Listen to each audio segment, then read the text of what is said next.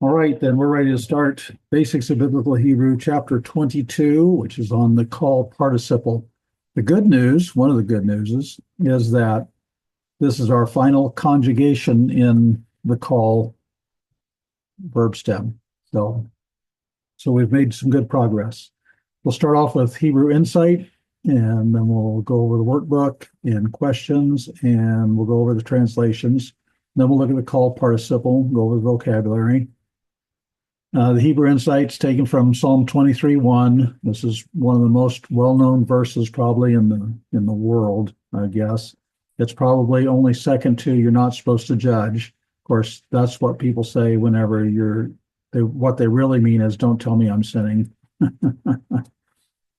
um, or some people think God helps those that helps themselves. I've actually worked with a guy, and he said, even your own Bible says God helps them that helps themselves. And I said, nope, it doesn't say that. It doesn't say that anywhere. Or cleanliness is next to godliness. That's not in there either, not in the Bible anywhere. But Psalm 23:1 is going to be the most well-known of the verses that really is there. And so we probably all have it memorized as "the Lord is my shepherd, I shall not want." Now, the word shepherd there, you could take that like a title. The Lord is my shepherd. I could say, well, you can pick your favorite president. Well, let's just go with the current president, President Trump. You say, Donald Trump is my president. Or you might say you don't like him being president. Well, you can pick whatever one you like, and you say, so and so is my president. And that is a title that doesn't indicate any kind of a personal relationship. It doesn't indicate any kind of personal interactions or anything like that. And it's not a title. The way it looks in Hebrew is Yahweh, Roi, Lo, Exar. Yahweh is the one shepherding me. This is a participle right here. See that O vowel, that holum on the first letter? We'll be looking at that this evening. So Yahweh is the one shepherding me, not I will lack. Well, that's a whole different thing. That's not a title. That is speaking of a relationship. That is speaking of interaction. He was the one shepherding me yesterday. He's the one that's been shepherding me all my life. He's the one shepherding me today. He will be the one shepherding me tomorrow. He has intimately acquainted with all my ways. He knows when I stand up, when I sit down. He knows every word before I say it. He is intimately acquainted, intimately involved in my life. He's the one shepherding me. I trust that he's going to lead me. Well, that's entirely different than a title. And so I like this insight in that it's this participle reflects that relationship better than what most English translations do. Yahweh is the one shepherding me. I will not I will lack. I will not lack. Okay, well, there we go. I got it in red now. The one shepherding me, Roi. One shepherd. Of course, this probably looks familiar as the first person singular, period ending there. The one shepherding me. It's not a title. It is a participle. It's action. It is a relationship, one that is ongoing. And that is why we read Hebrew, to know that. There are other words. Let me back up here.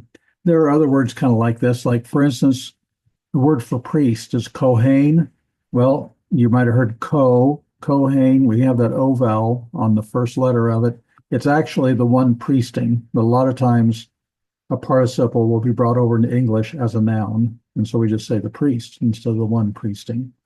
That's just a heads up on future things, not necessarily in today's lesson. So, questions from the workbook. Any questions in the workbook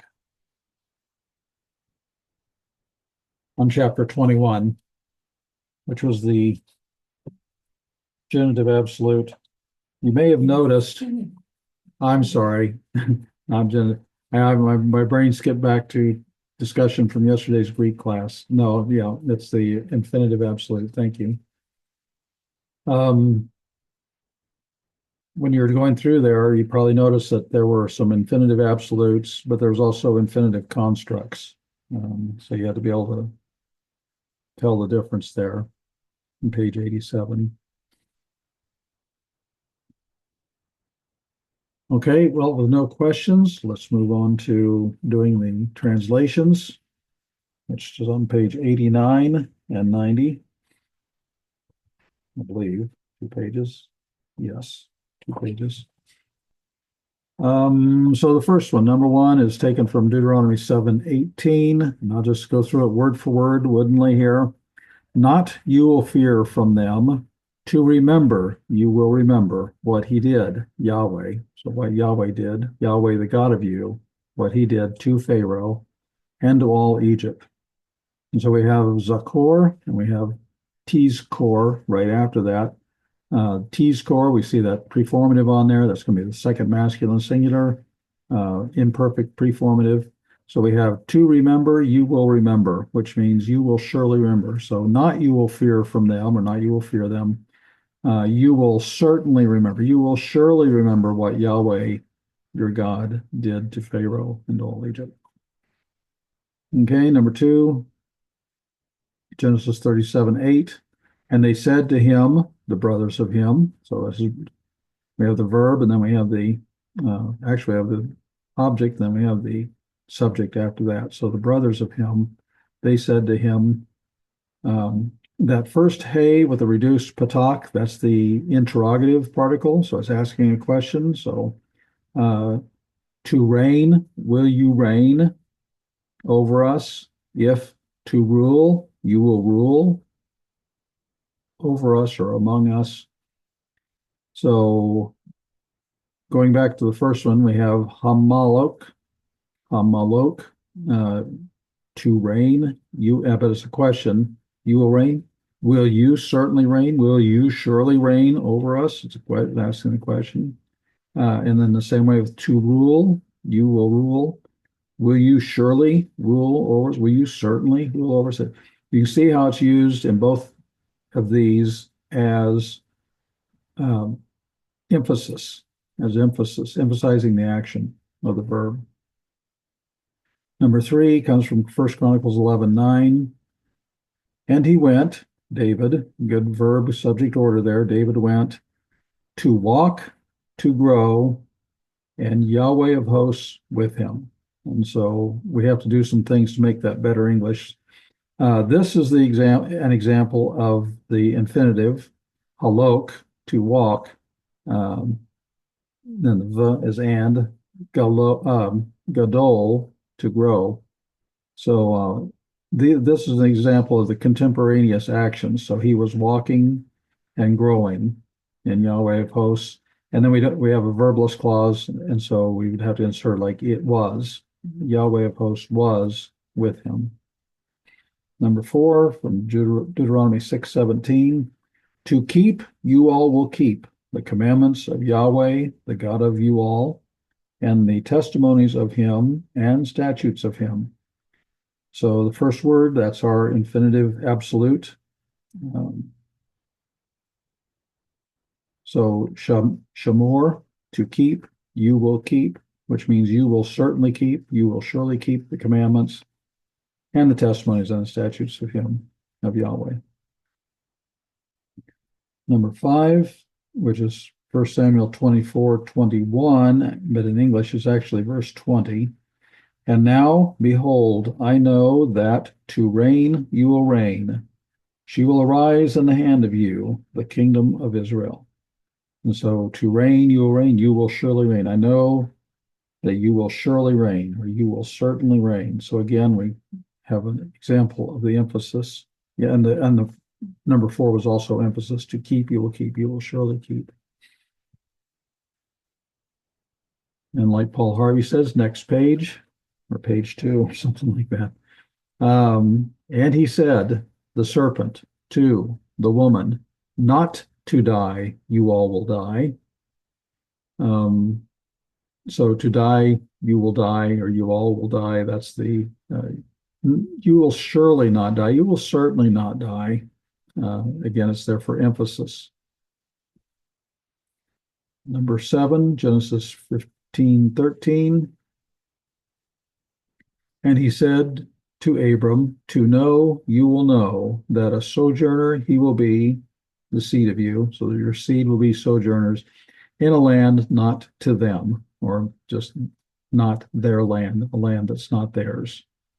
And so to know, you will know. Again, it's the emphasis. And there's more examples of that because that is the highest number of uses. It's more often used for emphasis than for commands or for contemporaneous actions.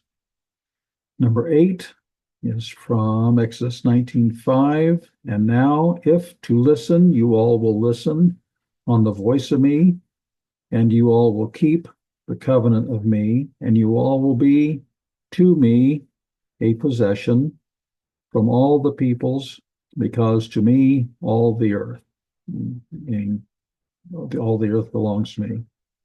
And so we have shamoa, third word in, to listen, you all will listen. So you will surely listen, you will certainly listen. And when you see shema, it's not only does it listen, but it also often has the undertones of obeying.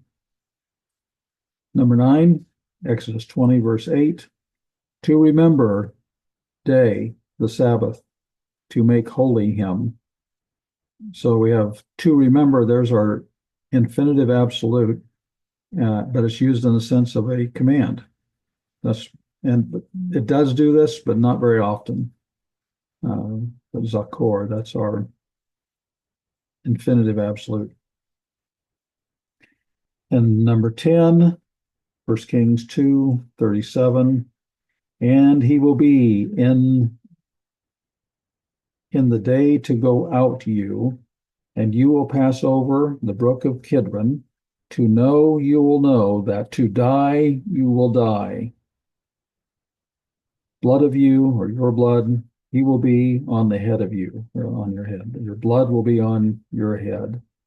So we have 2 sets in there, and they are, well, actually, the third word in, that's an infinitive, but it's an infinitive construct. Notice it's got a pronominal suffix at the end there, the cha. So to go out you, in a day to go out you. So that's why we say to go out, because that's the infinitive construct. So we're looking at yadoa, to know, teda, you will know, that, mot, to die, tamut, you will die. So you will certainly know that you will certainly die, and your blood will be on your head. Any questions?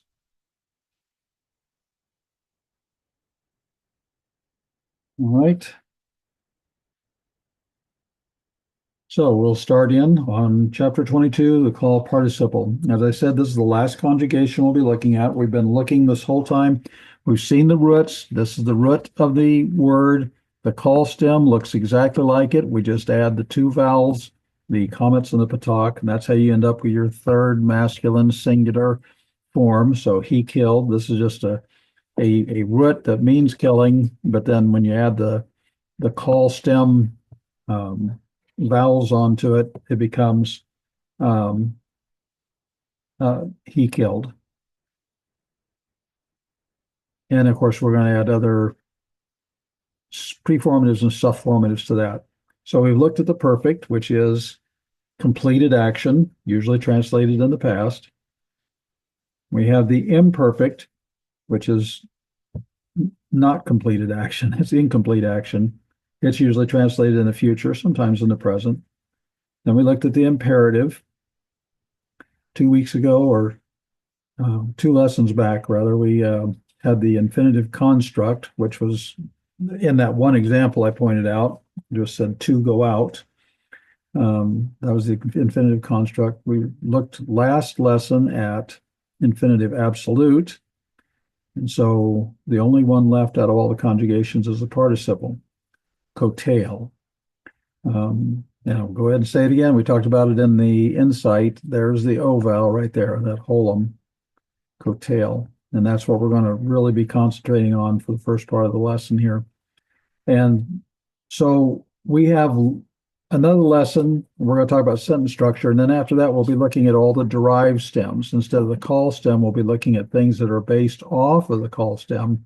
And you don't have to rememorize a whole bunch of paradigms or anything. Once you've learned the Qal, All we have to learn are the variations for the other stems. So this is the part where Hebrew actually gets easier instead of harder. So we're going to look at the participle today.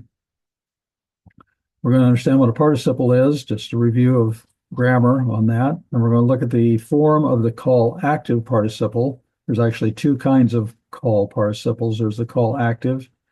We want to understand that one. And then there's also the Qal passive participle. And we want to be able to understand how that's used as well, the Qal passive participle. And there's not a lot to memorize here. Most of it is stuff that we already know. So that's always fun. So what is a participle? A participle is a verbal adjective. When we looked at infinitives, that was a verbal noun, but a participle is a verbal adjective. This is what it looks like. This would be the Qal active participle. Coattail, coattail. And again, we see that O vowel right there. And to translate it, we usually, a participle in English is killing. We add the ing to the end of it. And so if this was sitting all by itself, we'd probably say something like the one killing, the one killing. But it's killing with an ing. So if you said something like killing is bad, walking is good, that's taking a participle and using it as a noun. We'll talk more about that later. So killing would be coattail. As a verbal adjective, it's got characteristics of verbs. Okay, verb, verbal. And as a verbal adjective, it also has characteristics of adjectives. So the characteristics of verbs, well, first of all, they're based on verbs. And so we have qatal, he killed. That's a Qal perfect, third masculine singular. Qatal, he killed. And we're looking at participles. This is going to be killing, probably the one killing. It depends on how it's being used, but killing, coattail. So there's action. Like we have ha'ish, coattail. The man is killing. Okay. The man is killing. So there's action. And there's also voice. We have active and passive. So we have coattail and katlu, or katul rather, katul. Katul is passive. We're going to be concentrating on the shurik here, and we'll be concentrating on the holum here, on the active. So those are the two main things to remember in this lesson, those forms, coattail and katul. The first one, active, is killing, and passive is being killed, because the being passive means it's happening to the subject. Active means the subject is doing it. So not only do we have these characteristics of verbs, we have characteristics of adjectives. And one of the characteristics of adjectives is number, meaning it's going to be singular or plural. It will not do dual. If it's two, it'll be plural. Just for clarification on that. So we have ha'ish, coattail. Well, this form of the participle is masculine singular. And we have the article here. We have hey. We don't have a dogash because that's a guttural. And so we have compensatory lengthening. It went from a patak to a comets. So it's the man. The man is killing. This will be the predicate use. The man is killing. We'll talk more about that later too. The man is killing. So participles have number.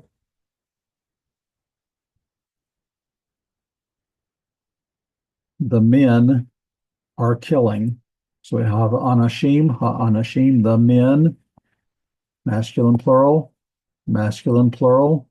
still have that O vowel there. Kotalim, so that's going to be the men, the killing ones, but it's going to be a predicate position, so the men are killing.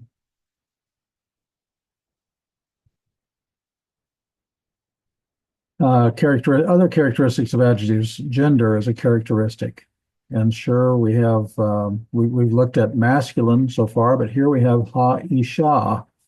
So this would be the woman, and we have over here the feminine ending, the comet's hey ending over here. We have on the noun, so we have the article, and we have the noun with the feminine ending, and the participle has a feminine ending. So this is going to be the woman is killing.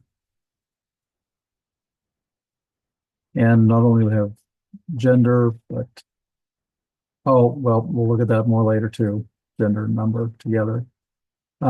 Also, adjectives can function as nouns. They call them substantival adjectives. And in the same way, you can have substantival participles. Substantival means it's substituting for a noun. So we have cotail. So we would say, if it's in a sentence with no noun, we'd say the one killing, or the one who kills. I like the one killing better. This one works, but as long as I have this ing and I'm translating it, it becomes more obvious that I'm talking about a participle. Okay. So we have the article added. This time we have the dagesh because that's not a guttural. The one killing. So that's what a participle is. And now we want to look specifically at the call active participle. We've been looking at it, cotail. And again, that whole involved there, that's hold them over the first letter. That is what you're going to look for to tell if it's a participle or not. That's the diagnostic. The serre can change a little bit, but the O vowel is always there. So we've looked at masculine and feminine, and we've been looking at singular. We looked at plural. There's really not a whole lot to memorize here. Let's concentrate on the plural first. We have the O vowels. We have the familiar adjective endings, masculine and plural, em and ot. There's nothing new to memorize here. So when you see a verb and it has an O vowel and it has a masculine ending or feminine ending, plural, it's pretty easy to tell you're looking at a participle. It's just that easy. Like I said, it's just mostly applying stuff we've already learned. The only really big thing to remember is the O vowel, and then when we get to the passive, it'd be the shuri or the U vowel. So, okay, we looked at plurals. That's pretty straightforward. So, cotail, we see nothing on the back, and well, there's nothing on the front either. So that's going to be masculine singular. Now for feminine, we can go two routes. We recognize the comet's hey right away. That's our first go-to for a feminine. The O vowel is still there. The O vowel is on the other option too. But it's not uncommon for us to have that feminine tav drop in. And so we have two forms for this feminine singular. However, it's really easy to tell that these are feminine endings. And it's also easy to tell that they're not plural, like the other two in the right column. And so that's all you need to, well, it's not all you need, but that's the main thing to learn for recognizing singular and plural call active participles. So you want to make sure you notice that the whole and vowels are on the first letters of all of these. And then you look for whether it's got whether it's got singular or plural, well, whether it's got endings, whether it says, if it's plural endings, are they masculine, feminine, or does it have a feminine singular ending? So now we want to look at, that's the strong, for strong verbs.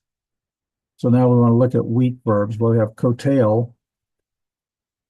And the good news is that almost all call active participles have holum at the first letter. And we'll look at those. They are, and we'll look for specifically for that holum. Okay. So if we turn to pages 238 to 240, actually, we'll probably pull up and not do 240 yet. We'll talk about page 240 in a little bit. So on page 238, about halfway down, we have 22.4. And the first group we have here is omed, which is standing. And so Let's do it again the same way. If you look at, so we're looking at first one gutturals, one nouns, one yods, and geminates in this graph or this illustration. Let's just look at the plural side. Notice the O vowel over every single one of these over the first letter and all of these examples. So that's something that's rock solid for you to look at. And then let's look at the plurals again. We see the eem ending and oat ending. On every single one of these, we see eem and oat. Nothing changes. So not a whole lot to learn. And then for the masculine singular, there's no endings at all, but you still have the O vowel. So that is pretty straightforward.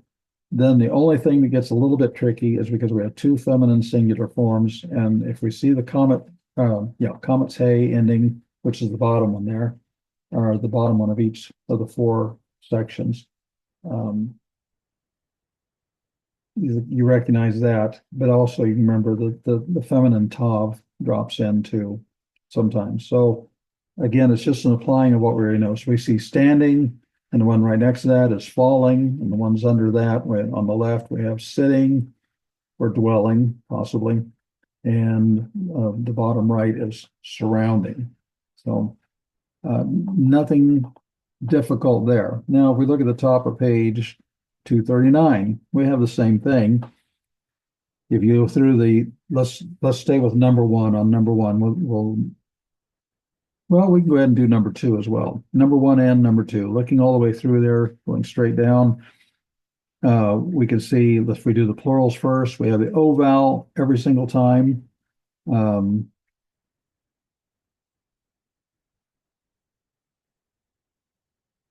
we recognize the masculine and feminine plural endings every time, pretty easy. The masculine singular, there are no endings, but we still have the O vowels, straightforward, pretty easy. And again, the only thing we have to remember is we can have the feminine ending or the feminine tav dropping in there. Now, there are some differences, and they're in red. Mostly, this is due to the fact we're looking at two gutturals in the top section here, and a guttural can't take the vocal schwa, so we're going to get a reduced patak there in every case. So the vowel changes a little bit, but your diagnostic of that holum vowel is there every time. So that's pretty easy. So that's choosing and asking. And then in number two, we have sending and hearing. But again, we see that same pattern of the holum O vowel and the noun and adjective plurals, the comet's hay feminine, the feminine tav, no ending on masculine singular. Those are all the same. And then number three, the three olives. But there are some vowel changes. Go back to number two again. We have some pataks in there. There's some vowel changes, but your diagnostics do not change. That O vowel on the first letter is still the same, and the endings are the same. Then number three, we're going to use finding, motse, one finding, referring to something masculine doing the finding. But again, we have the O vowel in every single form, and yes, the vowels change. We end up with sere and one of the feminines, but we still see the comet's hay ending or the feminine tav. So again, that's all pretty straightforward. All right, let's move on to the three hays, which actually takes us on to, well, the bottom of page 239, but the little chart is at the top of 240. Okay, so the Qal perfect third masculine singular, bana, not to be confused with a banana. That's something else entirely different. But it means he built. Okay, but if we want to change that into a participle, we're going to get the final hay. The three hay is going to change to a segol hay. But we still have the O vowel over the first letter. The holum is still there. And then here's the full Same thing that we have on page 240. We have the O vowel on the first letter of all of those. We see the masculine endings, plural. No, there is no masculine ending singular. So the plurals, we have the masculine, feminine, plural endings. We have the comets hey, or the comets hey under the yod on feminine. So for when it comes to weak verbs, almost all of the weak verbs have the holum over the first letter on the Qal active participles. The only thing that's a little bit different are the biconsonantals. Now those are in the middle of page 240, and you see that it uses cum or comb for rising. That's the exception. We don't have an O vowel.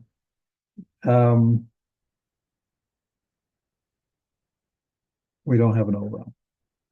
And so biconsonantals, they are a little bit different. So we have, instead of the whether this is comb or com would depend on, like, is it attached to something else? Where's the accent? A closed unaccented syllable. If it's a closed unaccented syllable, this will still be an O sound. However, like if you look at the plurals, like kamim, that's a vowel.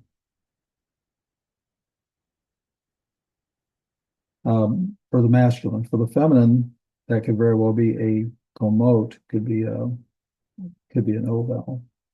Because the comets can be either O or A. If it's an O, it's a short vowel. If it's A, it's a long vowel. All right, now let's understand the use of the Qal active participle.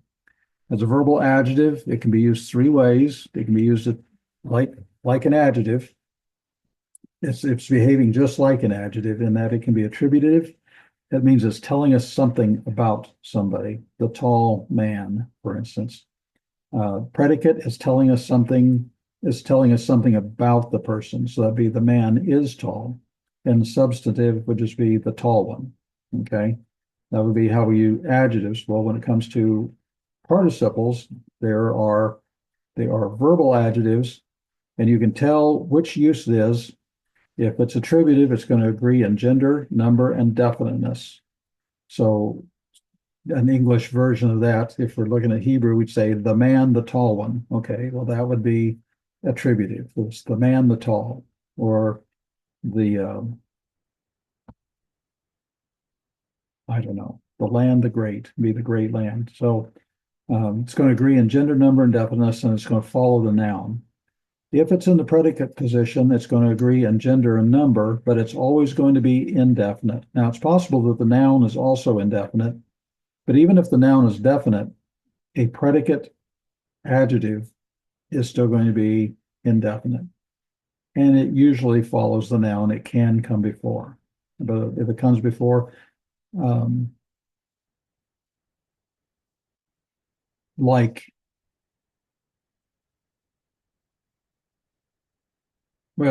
we'll look at some examples. We'll get some examples here. Then substantive, as we talked about, that's used as a noun. It's used in the place of a noun. Okay, here's some examples. Ha'ish ha-kotel. We have the article. Of course, we have compensatory lengthening. We have that comets there instead of the patak like we do over here. But this kof is not a guttural, and so we get the full article over here. So it's the man, the one killing. The man, the one killing. And so it's telling us something, it's describing the man, the killing man. You might even say the killing man. The man, the one killing. That's an attribute. And we have ha'ish kotel. Notice we have an article on the noun. We don't have one on the participle. So this would be the man is, because it's predicate, you have to add a to be verb. So the man is killing. And then substantive, there's no noun to go to. So it's just, we still have the article here this time. You wouldn't have to. So that's going to be the one killing. The one killing. So we have the man who kills, or the killing man. And then the man is killing, is being the predicate use. We have to supply the to be verb, or the one killing. So those are the three main uses of participles, which is exactly the same as adjectives. So this is really not new either. Okay, another example. We have the people. So we have article. And again, we have a guttural. So we have compensatory lengthening. The ones dwelling, there's our O vowel right there. Got that holum. So it's the one dwelling in the land. The people, the one dwelling in the land. So we'd say the dwelling, the ones dwelling of the land, or the people. I don't used to say people. Anyway, it's attributed. It's giving us what kind of people. That's the ones dwelling in the land. Okay, for predicate. And the mountain, again, got an article here, the mountain, but we don't have an article here. I don't know yeah, in this case, looking at the first one again, we have an article on both the noun and on the participle. This time we have an article on the noun. We don't have an article on the participle. So, and the mountain was burning. We're going to insert a to be verb in there. Was, and the mountain was burning with fire.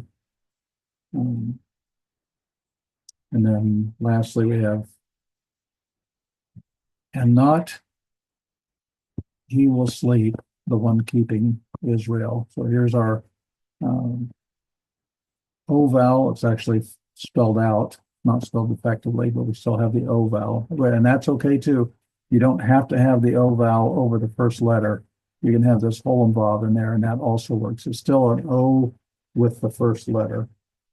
So this is a good example of that. So the one keeping Israel, not he sleeps.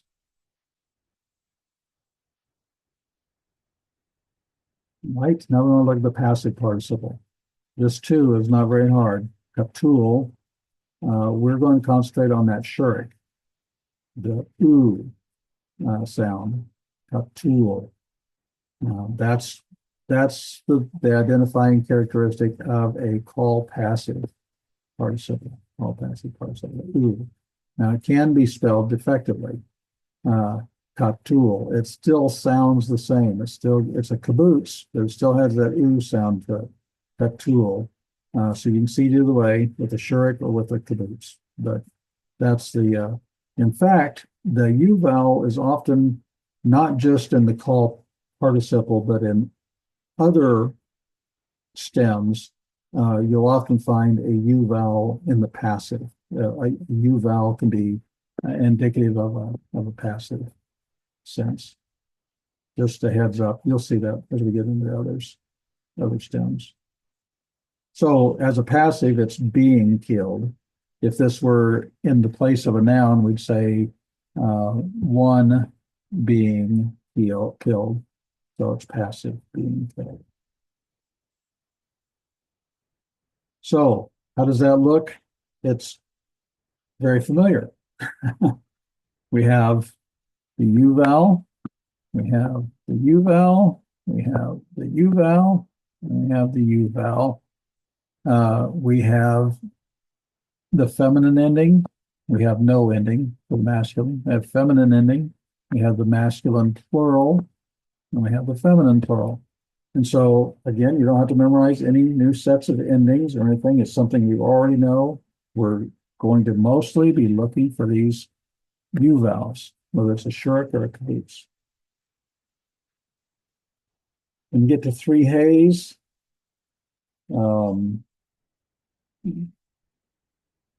the third hay actually goes to, it was originally a three-yod ending. Okay. But the shurik is still there, the nui. Banui is building or being built. Yeah, being built because it's passive, being built. And so here's how it looks. Again, we see no ending. We see feminine ending, singular. We see masculine plural ending. We see feminine plural ending. Nothing new to learn there. But we also see these U vowels. That's what we're looking for. To tell that's a Qal passive participle. Okay? And the use of the Qal passive. Nothing new to learn here too. It's still a verbal adjective. It's still going to act like an adjective, and it still has the same three uses. Attributive, telling us an attribute of the noun, or predicate, it's telling us something about the noun, or substantive, it's actually in place of a noun. Abrit, the covenant, the one being written. So notice that we have an article on both the noun and on the participle. We have the U vowel. We have feminine ending because a covenant is a feminine noun. So the book or the covenant, the one being written in the book of the law, for this one, in this book of law. So that's an attribute. What kind of covenant? That's the one that's being written, having been written in the book. The predicate, we have actually two participles here. We're going to take a look at each one of these. This one, we see the U vowel, and that's the passive participle. In this case, this is a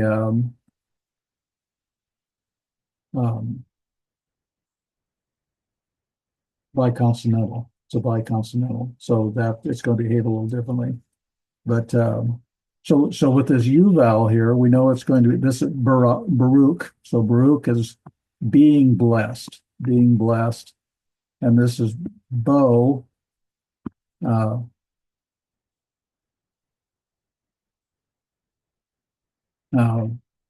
We have an article here, the one coming, being blessed, the one coming in the name of Yahweh. But this is predicate, so blessed, being blessed is the one coming. Blessed is the one coming in the name of Yahweh. But as I said, Habo there is the one coming. It's actually a participle. That's the substantive use, which we're going to talk about in a minute. So that's why I said blessed is. We're supplied to be verb here. Blessed is, or being blessed is really, being blessed is the one coming in the name of Yahweh. So we've seen a substantive use there, the one coming. But we have, for substantive, we have first of all, we have a resh, which is not a guttural, but it's in the family with the gutturals. It's a cousin, as it were. So this is an article. So this is the one, the ones killed, being killed. We have the U vowel there, so it's passive. The ones being killed. Okay, so and under the ones being killed, they will fall. We have the Yod preformative, we have the Shurik subformative. We have the O vowel of, actually, that's just the part of the Nafal. So they will fall, among the slain ones, or under the slain ones, the ones being slain. That's how it that. And under the ones being slain, they will fall.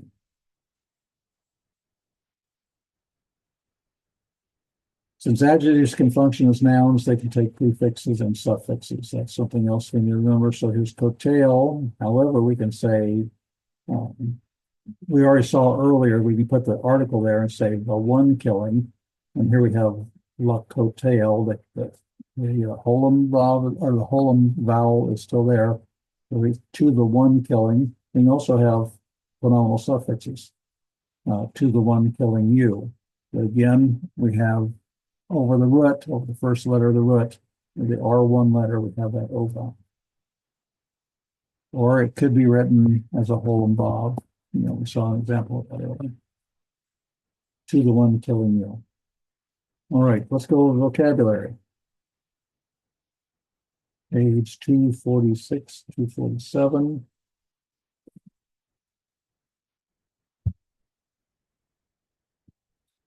First word is Bosch.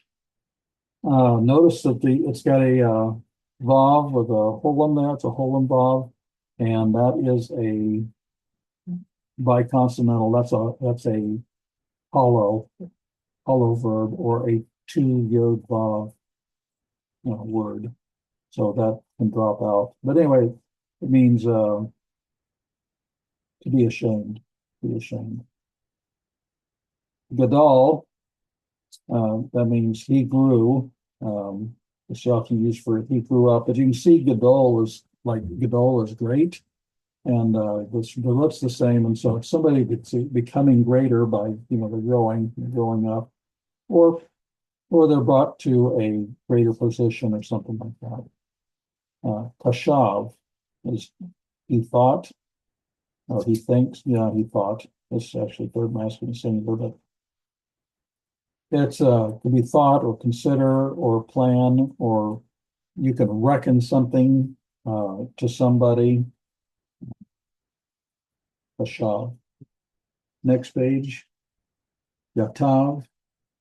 He is good. It is well. Something like that. Lachad. Lachad is to capture.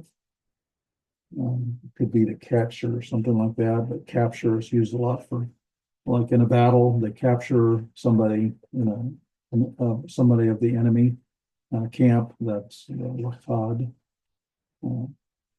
Kavatz, to gather, to. I don't like assemble. He's got a symbol there. Not sure I like assemble, but to gather. If you've ever been to Israel, sometimes they'll point out places and they'll say, this is a kibbutz, this is a kibbutz.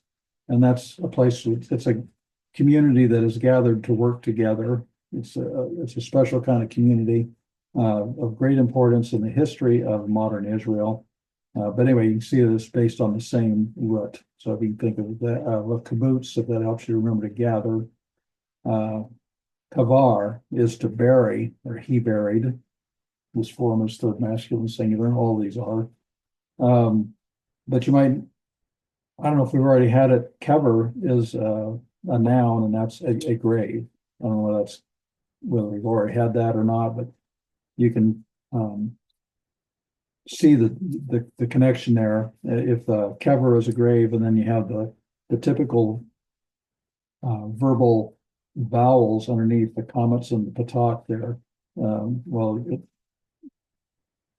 Sometimes I'll say tombed, they tombed him or something, they entombed him, and that way you kind of get the same. But there's an obvious relationship between tomb or grave and bury, the action of burying. Shachan is to settle, to dwell. I like dwell. He dwelled. That shachan, that is where we get the word Shekinah, because it's the brightness of when God was dwelling in the tabernacle or in the temple.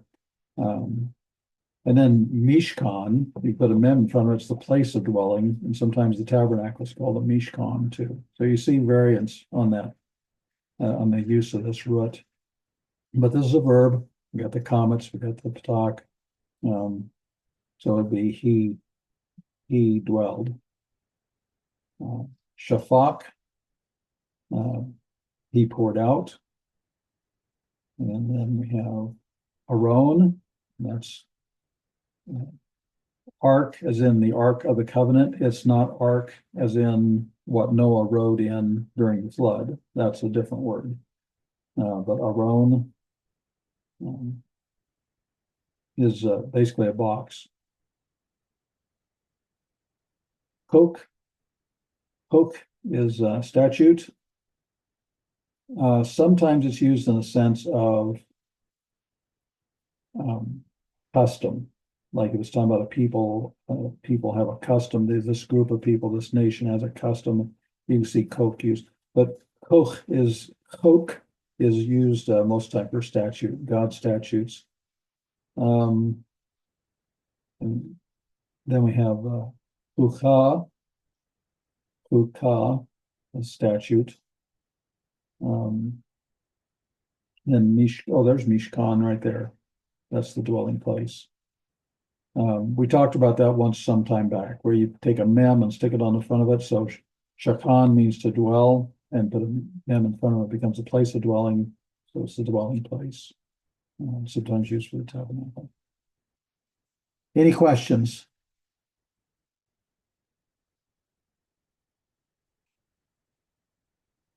Okay, the main thing to remember is that you have adjective endings, and adjective endings are the same as noun endings. And you're going to have the O vowel, the holum for the active. You're going to have the U vowel or a kibbutz. Either way, you're going to have a U vowel for the passive, killing and being killed. One last note, the guy that did last week's, what is it called here? Something you should know about a still small voice. This is the guy that did the one last week, or last lesson, and I had mentioned that he was reaching, and he's doing it again this time. I don't agree with what he's saying here. I don't think he has a strong case. If you could see I'm looking at my grammar here, and I have notes all up and down the margins, countering what he's putting forward. So if you want to read it, that's fine, but I would not make a big deal about this. As far as saying, oh, here's a really cool insight. Well, I'm not so sure. I don't really agree with it.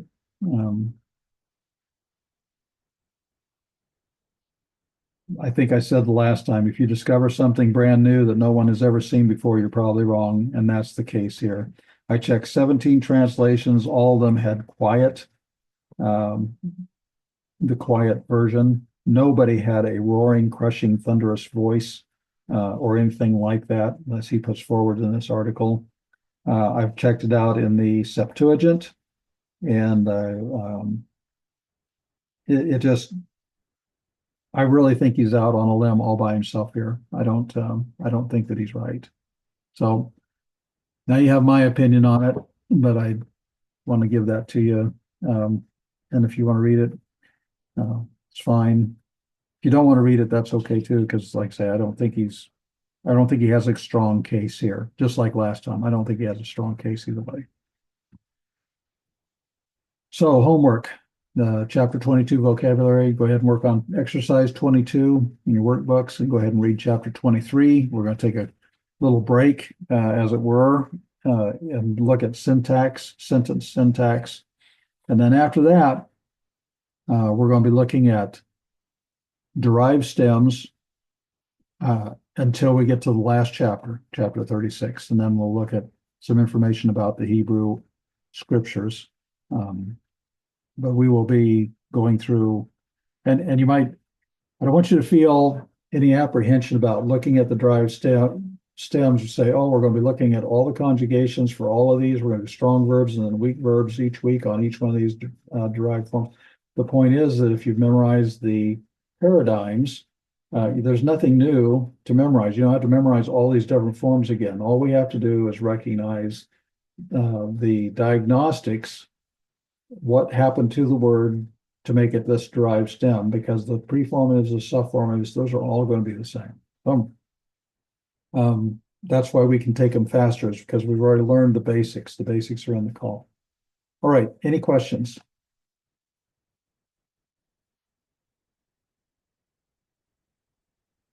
All right, then we are done.